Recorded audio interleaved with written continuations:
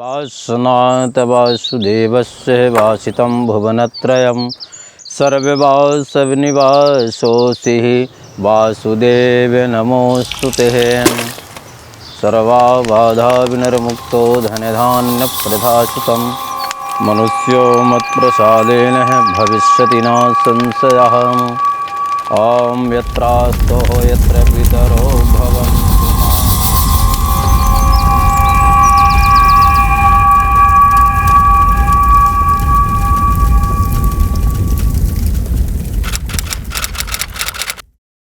नमस्कार, आदाब। Crime petrol dial 100 में आप सबका स्वागत है। जिंदगी देने वाले का मौत एक आखिरी फैसला है जिसे कोई नहीं बदल सकता, लेकिन जीते जी जो फैसले हम लेते हैं वो फैसले हमारी नियति लिखते हैं, और एक गलत फैसला कई जिंदगियों को तबाह करने का मादा रखता है। मार दिया! किसी ने मार दिया! बिस्नू का लाश पड़ा है! मार दिया!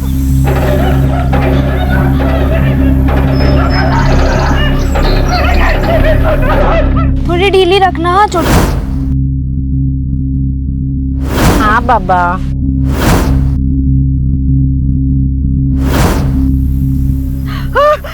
अरे बिस्नू को मार दिया!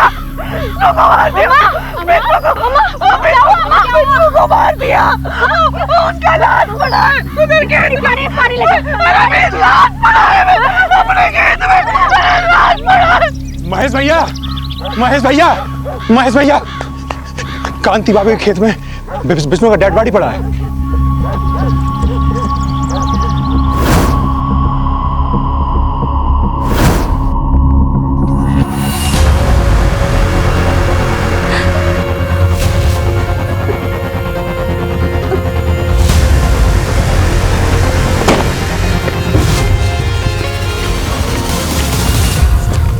हटे पीछे, हटे पीछे, हटे।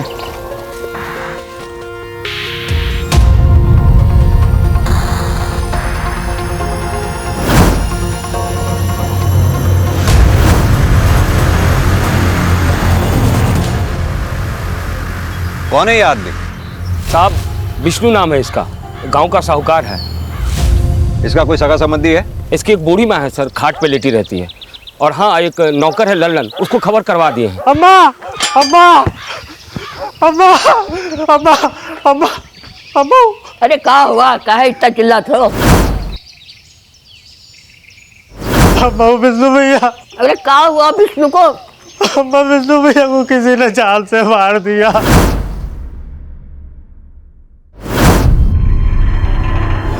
अम्मा। हे भगवान! सिर्फ आपने ही डेड बॉडी को देखा था या फिर कोई और भी था आपके साथ? हाँ साहब, सिर्फ हम ही देखे। सिर्फ देखे तो ये आपके कपड़ों पे खून कैसे लगा? वो साहब, सुबह को हम यहाँ घास काटने आए थे, पैर से टकरा कर गिर पड़े उनका बाड़ी पर। संभालो, बैठा उन्हें पानी वानी पिलाओ।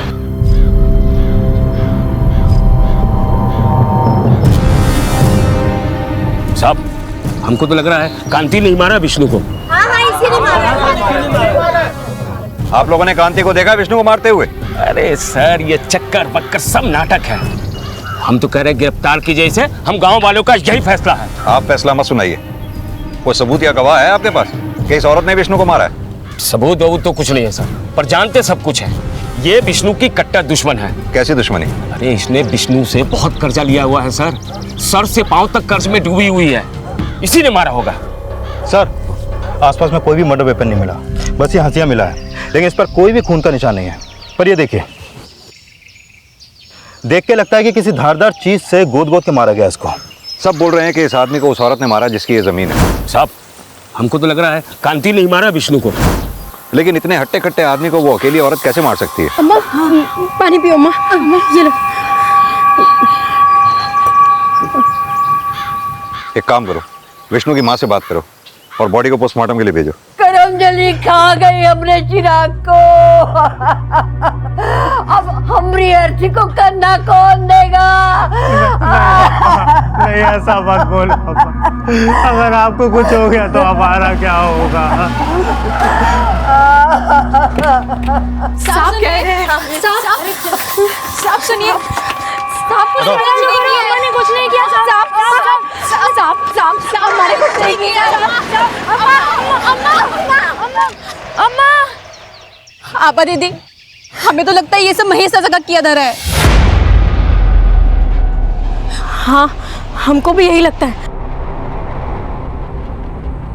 बेबी कहाँ जा रही है? बहुत ही चालाक है वो कांति।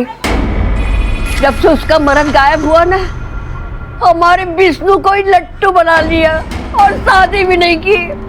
क्या विष्णु कांति से शादी करना चाहता था? कांति ही शादी का लड्डू दिखा दिखा के उसको चूना लगा रही थी। विष्णु सबको ब्याज पे पैसा देता था, उसको वैसे ही दे दिया। अब विष्णु को उसका मायाजाल समझ में आने लगा तो उसको मार दिया।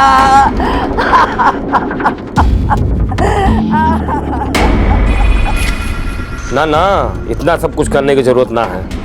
हाँ ठीक। कौन है रे? हमारी अम्मा को अंदर करवाएगा।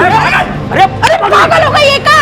अरे पागल हो गई क्या? पागल हो गई है। ए त्रिया चरित्र की औलाद, तू हमको पत्थर मारेगी? लगाओ। हम तेरे को छोड़ेंगे नहीं। ए त्रिया चरित्र की औलाद, मारेंगे तुमको। चाची छोड़ दो इसको। खबरदार जो हमें चाची कहा है तो छोड़ो हमें, छोड़ो बेबी सुन, अभी हमको अम्मा के पास होना चाहिए। चलो यहाँ से। अरे छोड़ो दीदी, हम लोग इसका जान ले लेंगे। हम मार डालेगी तू? फाड़ देंगे इसको। फाड़ेगी? दिखाए अपना औकात, दिखाए। चल निकल यहाँ से, निकल। अरे निकल। चल बेबी। चल। अरे पीछे मुड़ के मत देख, जा यहाँ से।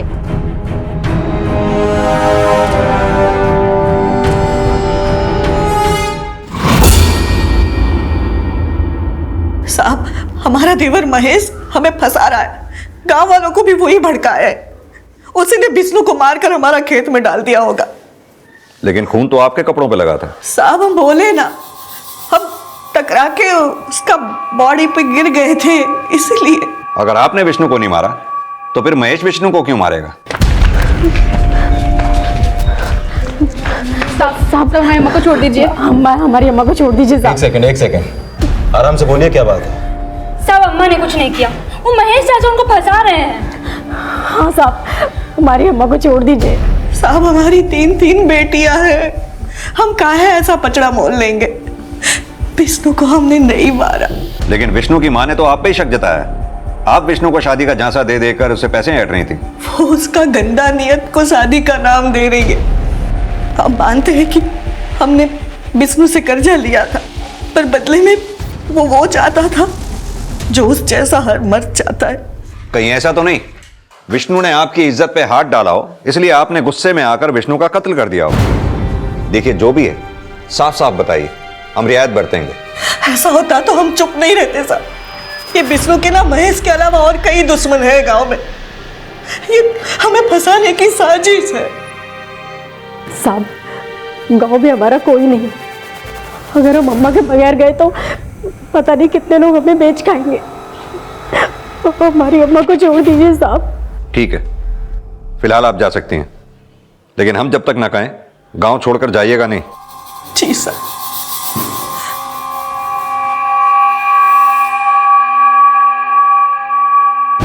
अम्मा अम्मा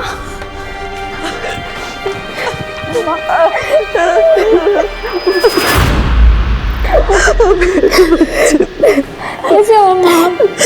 ठीक हो बेटे, चलो घर चले।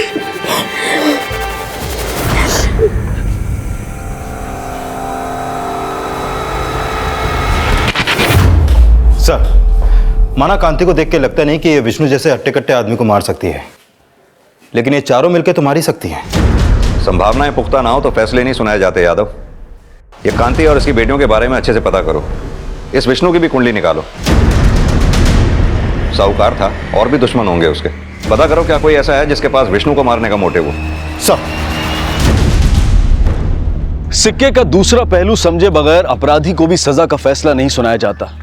फिर कांति तो शक के दायरे में थी, और इसी शक के आधार पर पुलिस गांव वालों से पूछताछ कर रही थी, जहां गांव वाले विष्णु की हत्या को सिर्फ विष्णु और कांति के रिश्ते से जोड़कर देख रहे थे। लेकिन पुलिस विष्णु से जुड़े हर शख्स को टटोल रही थी। बहरहाल इस केस का एक और सिरा बिहार के पटना शहर से भी जुड़ा हुआ था।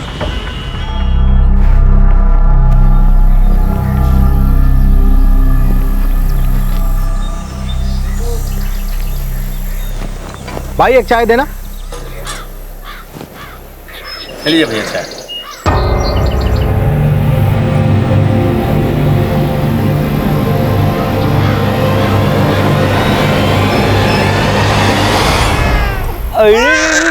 अरे कौन है भाई?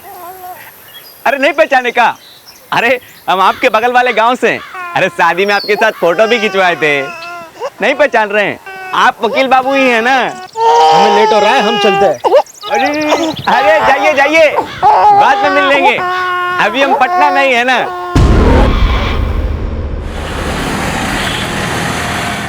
चलिए भैया चाय।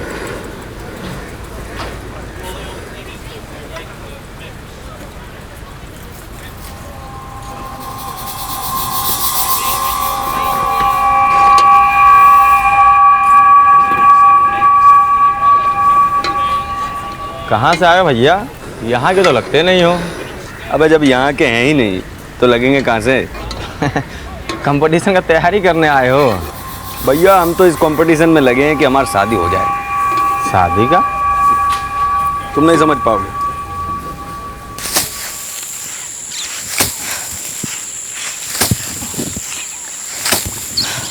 ओ अम्मा, खाना लगा रहे हैं, आ जाओ खाने। आ जाओ सब, आओ आओ जल्दी आओ।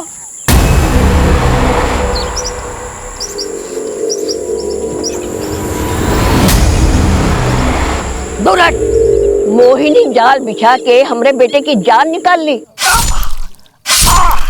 तुम्हारे बेटे को अम्मा नहीं मारी दादी। चुप, खबरदार जो हमसे रिश्ता जोड़ने की कोशिश करी तो। तुम्हारी अम्मा ने भी तो बड़ा गहरा रिश्ता जोड़ा था हमरे बेटे से, खा गई ना उसको। अब हमारी जागीर पे नजर है। तुम्हारे बेटे का खा के नहीं मरेंगे हम। अम्मा सारा कर्जा उतार देंगी। बढ़िया है कर्जा चुकाने वाली। अरे हमरी चाबी तो तुम्हारी अम्मा ने दबा के रखी है अपने पास। चाबी? कौन सी चाबी? अरे हमरी तिजोरी की चाबी। और कौन सी चाबी? देखिए भौजी, अगर चाबी आपके पास है तो दे दीजिए। घर में इतना पैसा भी नहीं है कि हम राशन ला के रख सके। अम्मा को 2 दिन से हम भूजा खिला रहे हैं।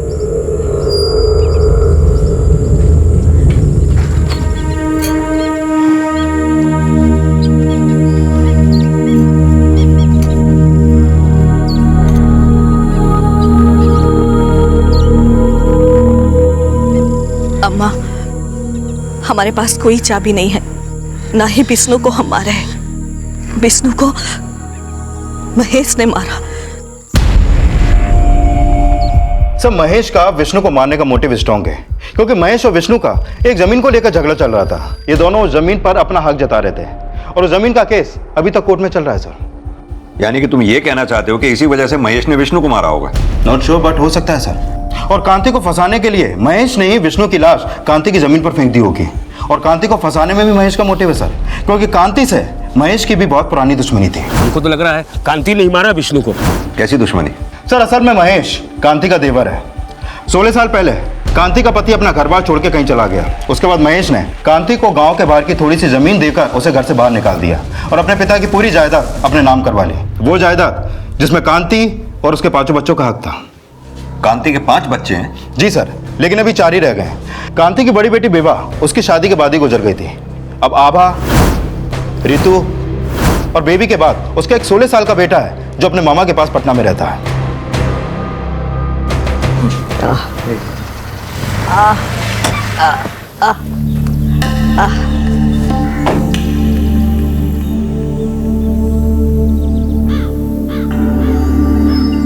प्रणाम चाची।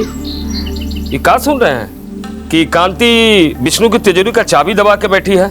तो हमको लगा आपको कुछ पैसे वैसे की जरूरत होगी, थोड़ा सा पैसा लेके आए थे। ये लीजिए।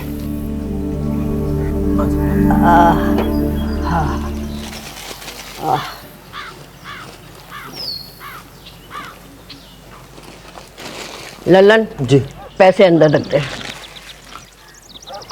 चाची कुछ काम था आपसे। एक कागज पे दस्तखत चाहिए था। अब तो विष्णु है नहीं, तो आप ही अंगूठा लगा दीजिए। यहाँ अंगूठा लगा दो।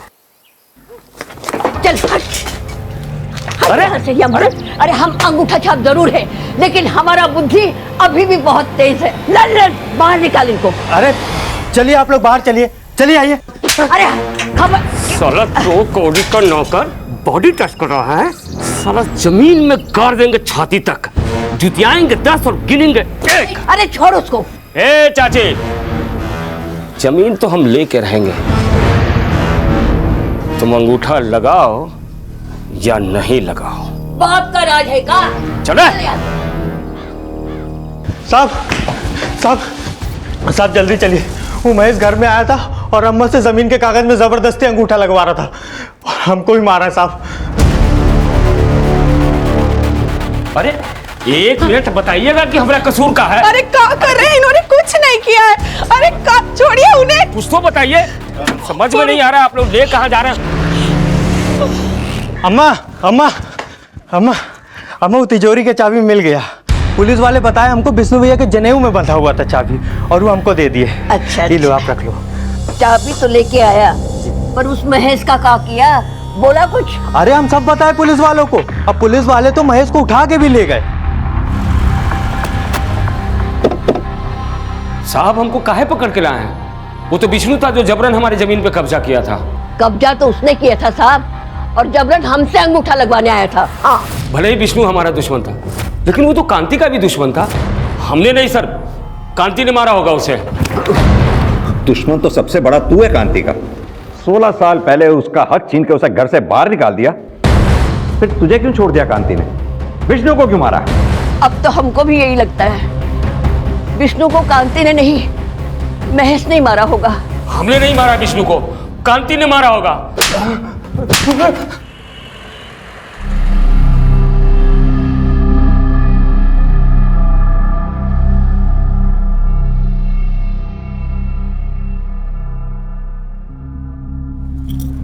तुम? हाँ हम। देखो अभी हमें बाहर जाना है, आप बाद में आइएगा। अरे हम जानते हैं प्रमोद भैया आप कहाँ जाना चाहते हैं, लेकिन हम भी आपको कहीं पहुंचाने का पूरा व्यवस्था करके आए।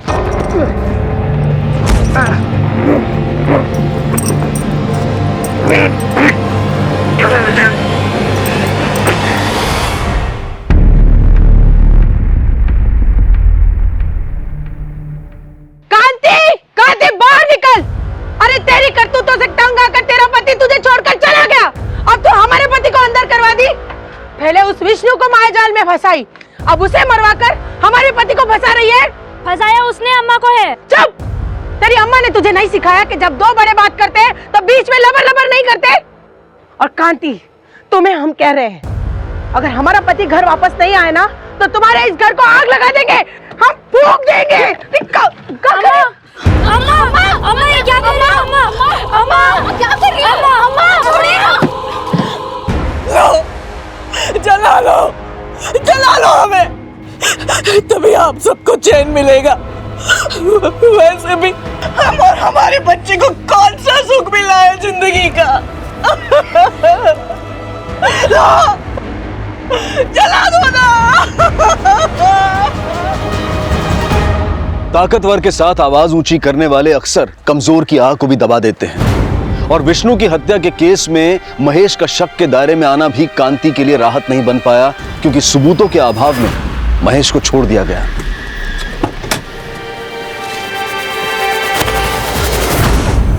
और विष्णु की हत्या में उसके किसी और दुश्मन का भी कोई हाथ होने का क्लू नहीं मिल रहा था। इसी दौरान विष्णु की पोस्टमार्टम रिपोर्ट सामने आई। सर, ये विष्णु की पोस्टमार्टम रिपोर्ट। इस रिपोर्ट के मुताबिक उसकी हत्या उसी सुबह 4 से 5 बजे के बीच हुई जिस दिन हमें उसकी लाश मिली, और रिपोर्ट से पता चला है कि विष्णु की हत्या से पहले उसे कुछ नशीली चीज खिला के बेहोश किया गया था। उसके इंटेस्टाइन में खाने के ट्रेसेस मिले हैं जिसमें नशीली दवा मिलाई हुई थी। अगर विष्णु को बेहोश करके मारा गया है तो पॉसिबिलिटी है कि कांति ने ही विष्णु को मारा हो। लेकिन सर अभी तक ऐसा कोई विटनेस नहीं मिला जिसने उन्हें साथ में देखा हो। अगर महेश और कांति नहीं तो फिर और कौन ऐसा हो सकता है जिसके पास विष्णु को मारने का मोटिव हो? 4 दिन के लिए अंदर का रहे, तुम अचरा हटा के घर के बाहर निकल कर नौटंकी कर रही हो। क्या लगा हमको पता नहीं है?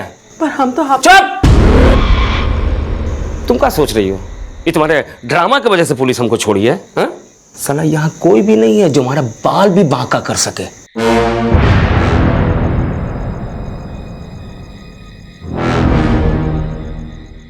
हटोगी?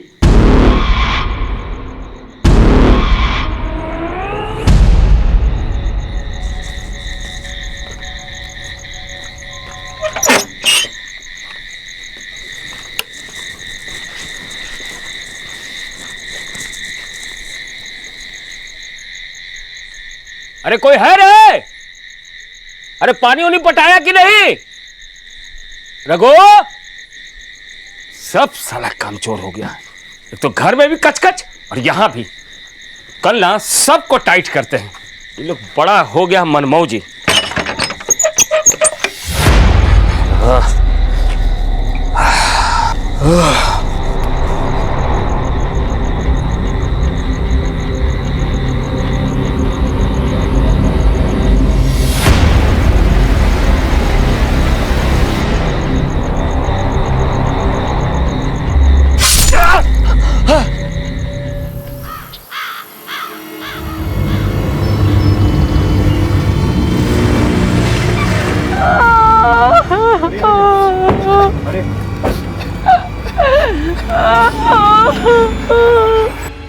साहब, महेश भैया यहीं आया करते थे साहब, पीछे खेत पटवाने के लिए, और अक्सर यहीं सो जाया करते थे। इसे मारा किसने होगा? वही कांति मारी साहब, कांति। वही आप लोगों ने कांति को मारते हुए देखा था? साहब, उस विष्णु को मारते हुए किसी ने नहीं देखा था, लेकिन मैं ही मारी है। अरे जीते जी ये भी यही बोलते रहे, लेकिन कोई नहीं सुना। सब उसे गिरफ्तार कर लीजिए, पकड़ लीजिए, उसी ने मेरे पति को मारा। बॉडी को पोस्टमार्टम के लिए भेजो, लोकेशन के आसपास अच्छी तरह से जांच करो और इस कांति को थाने लेके आओ सब।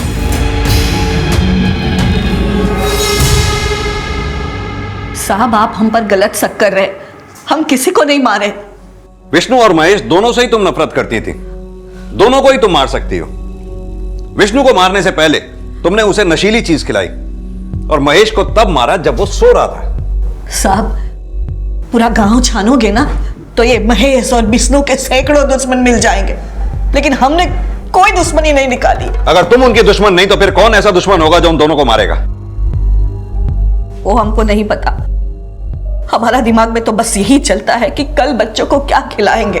हैसियत नहीं है हमारी, पर बेटा को पढ़ा रहे हैं बाहर। सब गरीब का दिमाग में रोटी चलता है, ये सब षड्यंत्र नहीं। हमें तो यह भी पता चला है कि तुम्हारी बेटियां महेश को मारने के लिए गई थी। अपनी बेटियों को भी अपने साथ मिला रखा है ना? उस महेश का बस चलता ना तो हमें और हमारी बेटियों को बेच खाता। सुधा जानती है सब हकीकत उसकी, पर फंसा हमें रही है। साहब, हम उस कांति की तरह नहीं है जो अपना पति को खुद मार दे। अरे उसका पति तो खुद उससे तंग आकर उसे छोड़कर चला गया। वो माँ बेटी सब एक जैसी हैं। आप हम पर झूठा इल्जाम लगा के कोई भी फैसला सुना सकते हो, पर हम ये स्वीकार नहीं करेंगे कि हम किसी को मारे हैं। तुम सच ही बोल रही हो? इस बात की क्या गारंटी है? ठीक है, आपको जो करना है कीजिए, मारना है तो मारिए, पर सच ये है कि हम किसी को नहीं मारे।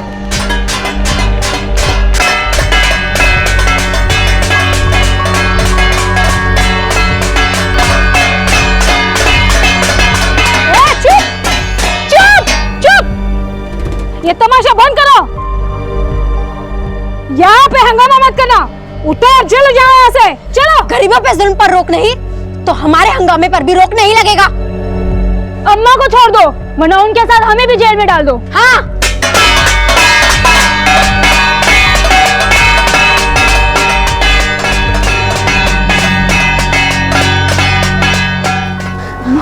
अम्मा,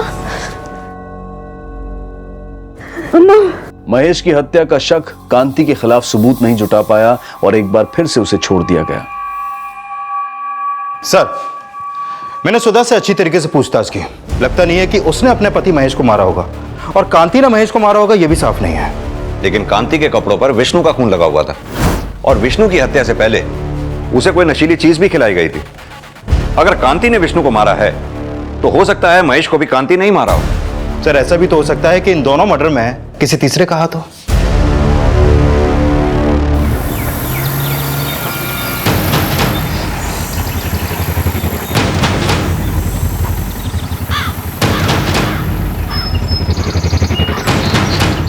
सर ऐसा भी तो हो सकता है कि महेश ने विष्णु को मारा हो और कांति को फंसाने के लिए विष्णु की लाश को कांति की जमीन पर फेंक दिया हो।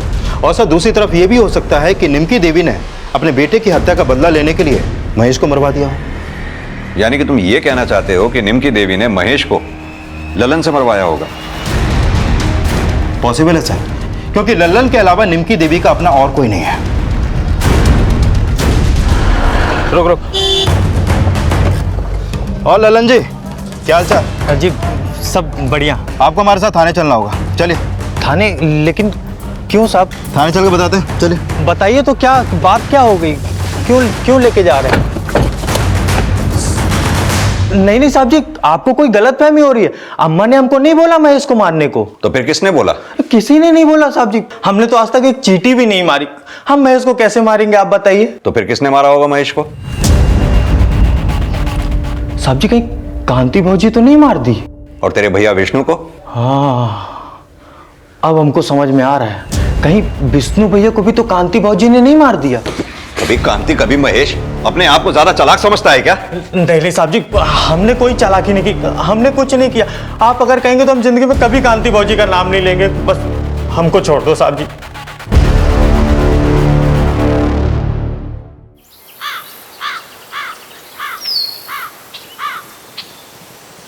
हाय बेबी, हाउ आर यू? हाँ बोलो, क्या चाहिए? आज जो मांगेंगे दे देंगी ना हमको। क्या? ए जीतू, क्या बात है?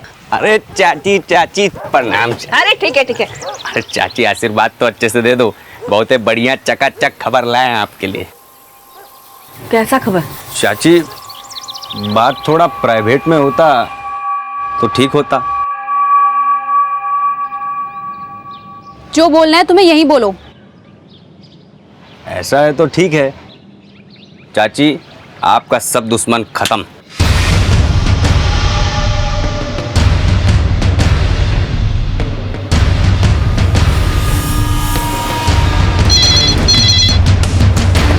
हेलो। क्या?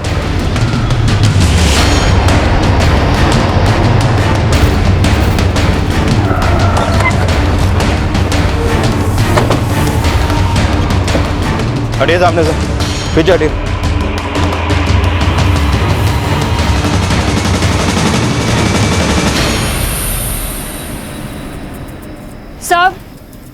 साहब हम इसको मारना नहीं चाहते थे, लेकिन ये है कौन? जीतू है साहब, इसी गांव में रहता है। बहुत टाइम से हमारी बेबी के पीछे पड़ा हुआ था। आज जबरदस्ती हमारे घर में घुस गया और इसके साथ जबरदस्ती करने की कोशिश कर रहा था। साहब ये मर्डर सेल्फ डिफेंस में हुआ है, हम खुद विटनेस किए थे। लेकिन इसे मारा किसने? हाँ हम सब ने। नहीं,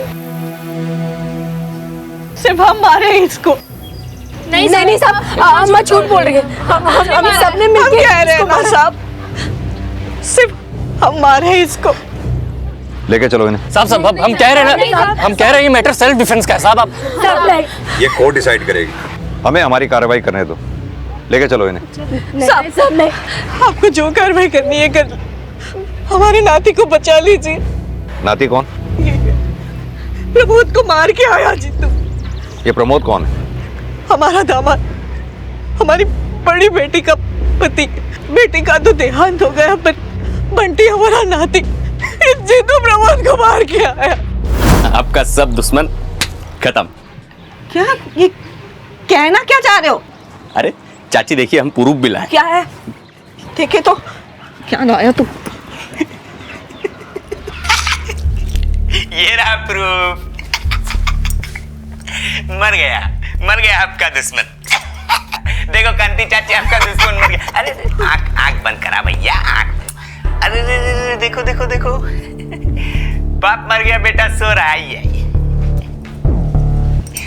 अरे उठ जाओ बेटा, पापा मर गया। सांस बंद। देखो चाची, अब हमको हमारी बहादुरी का इनाम दे दो। बेबी से हमरा शादी करवा दो। नीच, कौन बोला तुमको ये प्रमोद को मारने के लिए? कौन बोला? बंटी, बंटी कहाँ है? उसको कुछ नहीं किए। कहाँ है वो उसको वहाँ उसका पापा का लाश के पास लाश पे ही छोड़ के आ गए। वो भी मरेगा सड़ सड़ के कुत्ते की मौत। कुत्ता साला मर गया। नीच, उस मासूम बच्चे को लाश के पास छोड़ के आया। हाँ हाँ, कमीने। ये चाची, इज्जत का फालूदा मत करो, इज्जत दे रहे हैं तो। अरे हम तुम्हारे लिए मर्डर किए, अपने ऊपर 302 लिए और तुम हमारी को धो रही हो। हम जा रहे हैं अपनी बेबी को लेके। ए बेबी चलो, चलिए बेबी।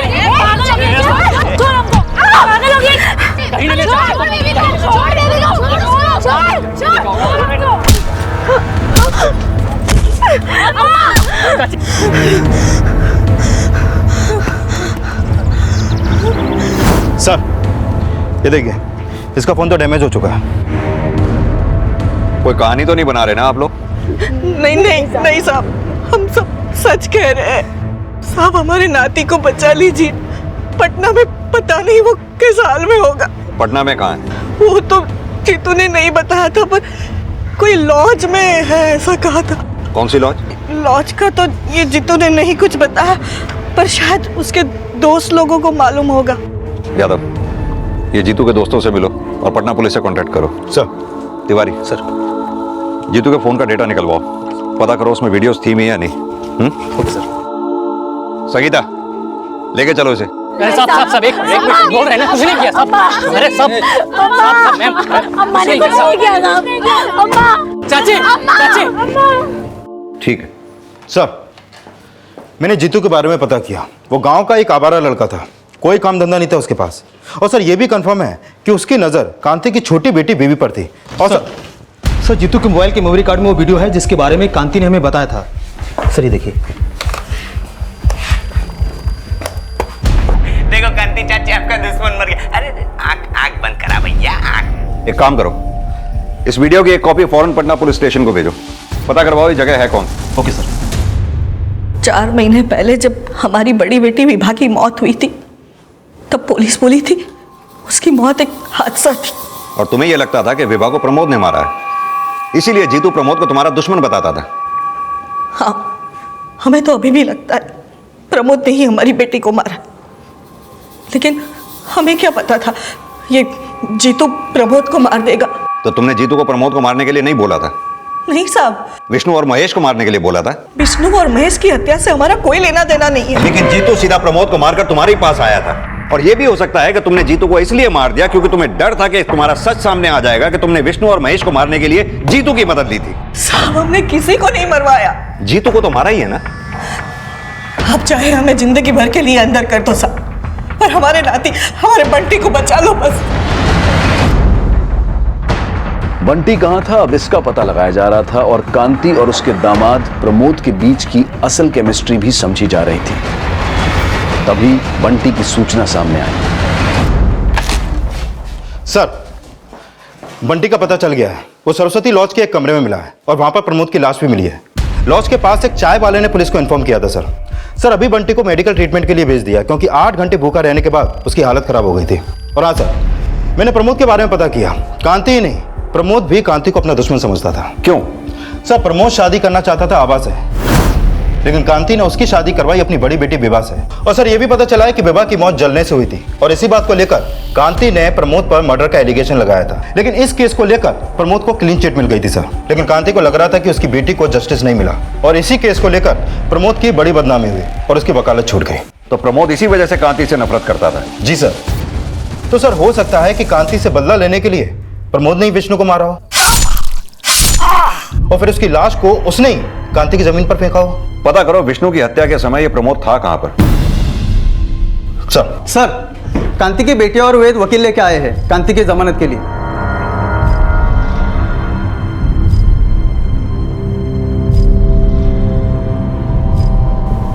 चाची चलिए, गाड़ी खड़ी बाहर आई। ये लड़का वेद हमेशा इनके साथ रहता है, लेकिन इनका बेटा ऋषि वो कभी नहीं दिखा। तुमने बताया था कि ऋषि पटना में अपने मामा के साथ रहता है। जी सर।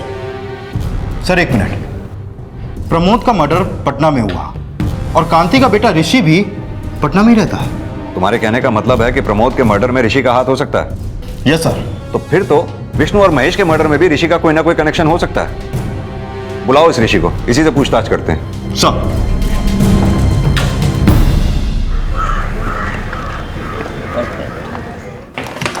उसका पीछा करते रहो। सर पता चले ये कांति का बेटा है ऋषि, जो पटना में अपने मामा के पास रहता है। सर मेरी इसकी मामा से फोन पर बात हुई। उनका कहना है कि 15 दिन पहले वो कांति के पास आने के लिए निकला था। ये कांति के भाई का नाम क्या है? बुलन। सर बुलन से ऋषि का नंबर भी मिला, लेकिन अभी इसका नंबर बंद है।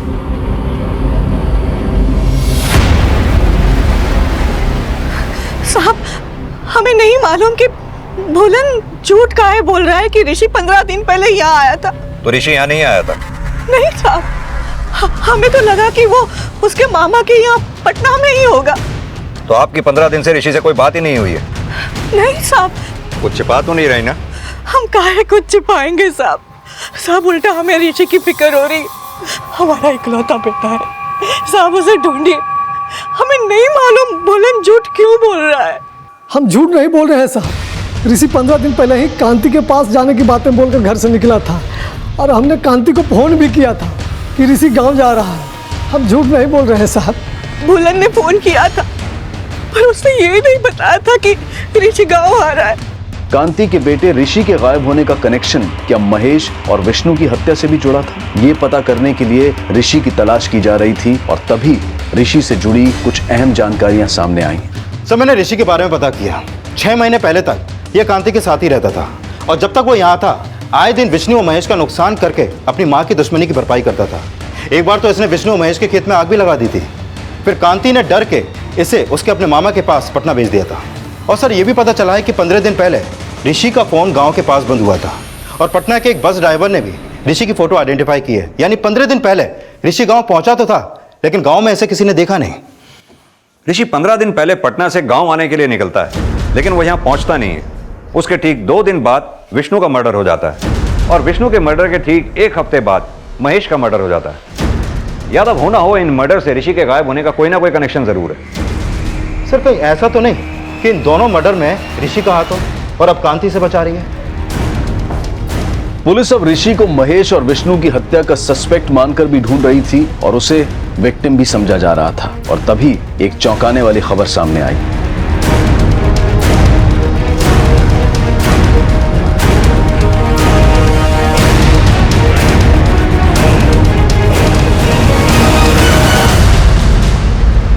रितु का सुबह से पता नहीं चल रहा था।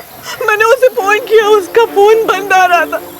मैंने वेद को भी फोन किया, उसका फोन भी बंद आ रहा था। और अब वेद के घर पे ताला लगा है। साहब हमने सुबह वेद को बैग लेके जाते हुए देखा था, बहुत हड़बड़ी में दिख रहा था वो।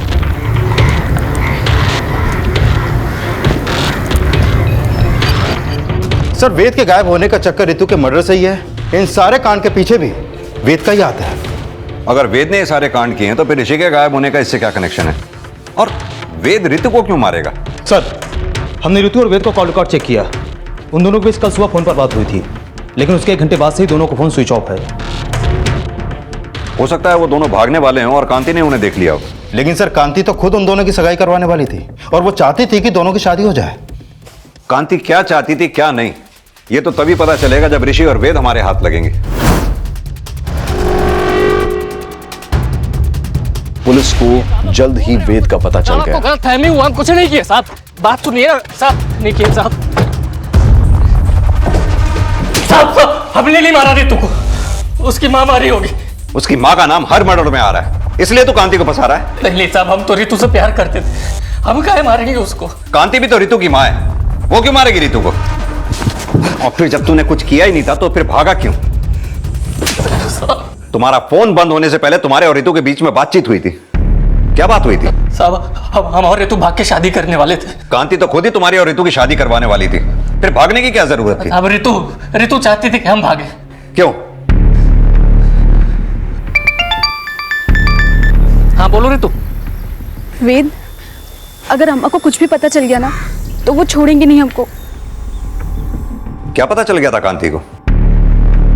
सर पता चला है कि जिस दिन ऋषि पटना से गांव आया था, उस रात गांव के बाहर नदी के किनारे एक लाश जलाई गई थी।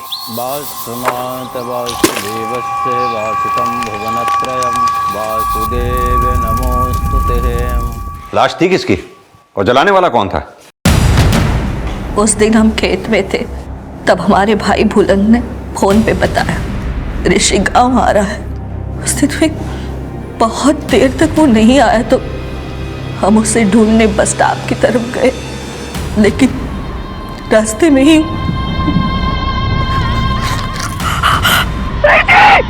बेटा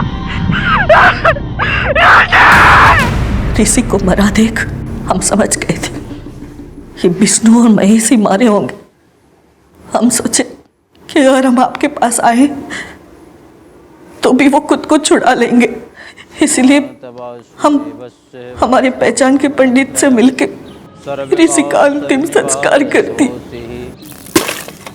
हरे ओम महा शांति शांति शांति। हमने फैसला कर लिया था कि विष्णु और महेश को तो हम छोड़ेंगे नहीं, और इसलिए विष्णु जब हमारे पास सूद का पैसा मांगने आया तो हम बोले कि पैसा तो नहीं है हमारे पास, पर हम तुम्हें वो दे सकते हैं जो तुम चाहते हो। और इसीलिए जानबूझकर उसे सुबह सुबह खेत में अकेले मिलने बुलाया। अरे रुको, पहले ये प्रसाद लाई हूँ मैं आपके लिए। प्रसाद? हाँ। ये किस लिए? लेकिन हम ना यहाँ आने से पहले मंदिर गए थे। हमने सोचा कितने साल लग गए इस चीज़ का फैसला लेने में, तो भगवान का आशीर्वाद हो तो। चलो ठीक है। प्रसाद खाकर वो बेहोश हो गए और मौका मिलते ही मार दिया उसे, और महेश को उसके खेत वाले घर पे जब वो सो रहा था मार दिए। हमें लगा कि हमारा बदला वसूल हो गया, लेकिन फिर हम रितु को वेद से फोन पे बात करते हुए देख लिए। नहीं वेद, अब हमसे नहीं रहा जाता, हम आज रात को ही भाग जाएंगे। वेद, अगर माँ को पता चल गया कि भाई का मर्डर हमने किया तो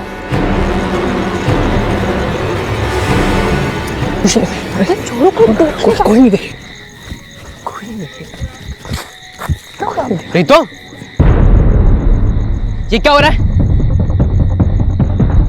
रुको, हम माँ को जाके सब कुछ अभी बता रहे हैं कि ये क्या हो रहा है। रुक रुक रुक, चाची को कुछ नहीं बताओगे? छोड़ो बे, चुप, छोड़ो बे, नहीं छोड़ेंगे। ऐसे कैसे बताएगा तू? चल माँ को जाके। ऋषि,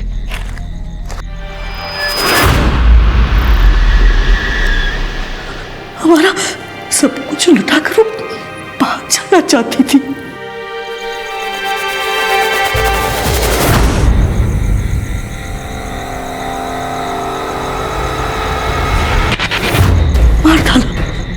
मार डाला उसे भी।